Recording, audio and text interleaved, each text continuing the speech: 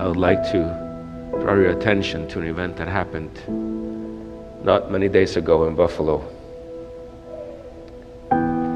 Incredible evil, atrocities. And there is a time and place to have righteous anger. And as I was listening to some of the words that came, relatives of 10 black people that were massacred in the supermarket, they were pleading with the nation that we would respond and do something. And one young woman, Harris, she said, "This racist young man took my mother away." Trembling and stomping her feet, she said, "How dare you?"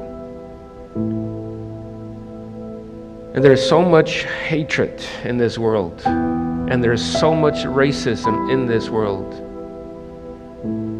And unfortunately, the church has not always been a protection, a protective wall to try to stop that and speak against that. The church should be the place where racism is stamped out. But sometimes as individuals, as church members, as Christians, even when we mean well, we step on someone's toes, or we kick someone's shin, and we speak in a ways that hurts them.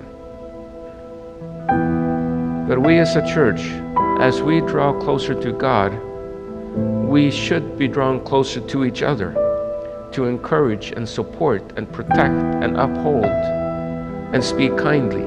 The day will come that we will all face this kind of evil and hatred.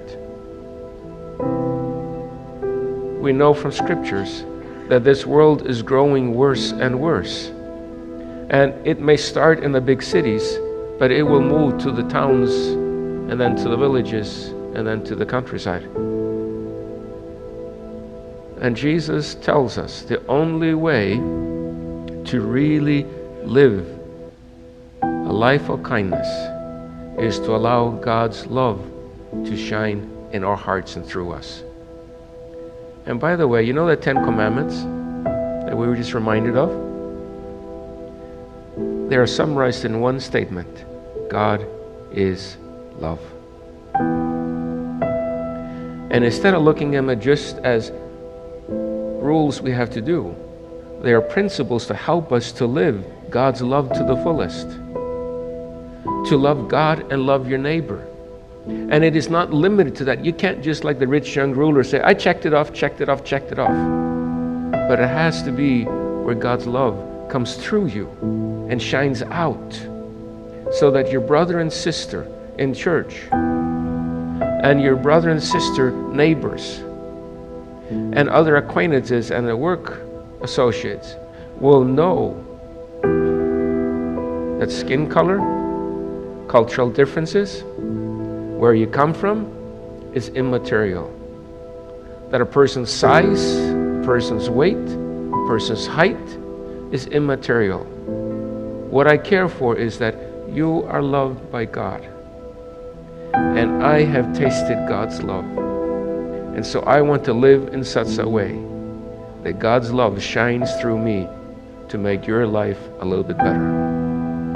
And sometimes it takes righteous anger. Sometimes it takes that. And I think and I believe that we as a church, we need to be careful how we live. But sometimes show a little bit of righteous anger when things are out of hand and when people show their hatred and racism and show their contempt for other people who may be a little bit different.